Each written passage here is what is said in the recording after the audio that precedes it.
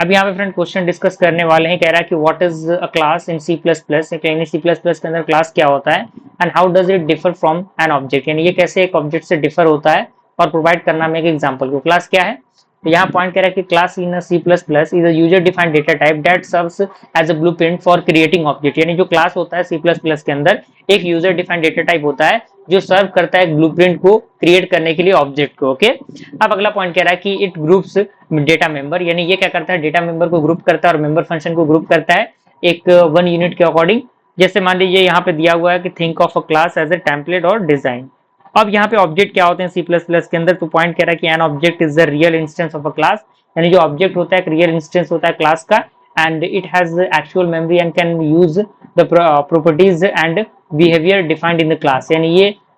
इनके पास क्या होता है, एक एक्चुअल मेमोरी होता है और इनको हम यूज कर सकते हैं जो भी आपके प्रॉपर्टीज और बिहेवियर होते हैं जो डिफाइन करते हैं क्लास को उसके अकॉर्डिंग।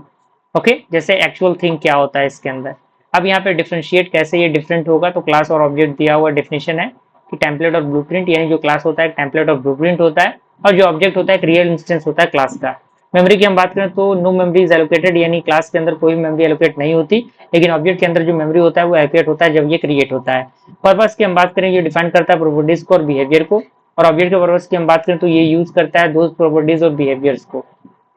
एग्जाम्पल की हम बात करें तो कार का डिजाइन हो गया, और ऑब्जेक्ट की हम बात करें तो इसके अंदर एक्चुअल कार जो बिल्ट होते हैं डिजाइन करने के लिए। अब यहाँ पे एक छोटा सा एग्जाम्पल दिया हुआ है, आप इस एग्जाम्पल को अपने कंपाइलर के अंदर रन करके एक बार देख सकते हैं, और इसका पूरा एक्सप्लेनेशन आपके सामने यहाँ पे दिया हुआ है। आई होप इस क्वेश्चन का आंसर आपको मिल गया होगा। Thank you.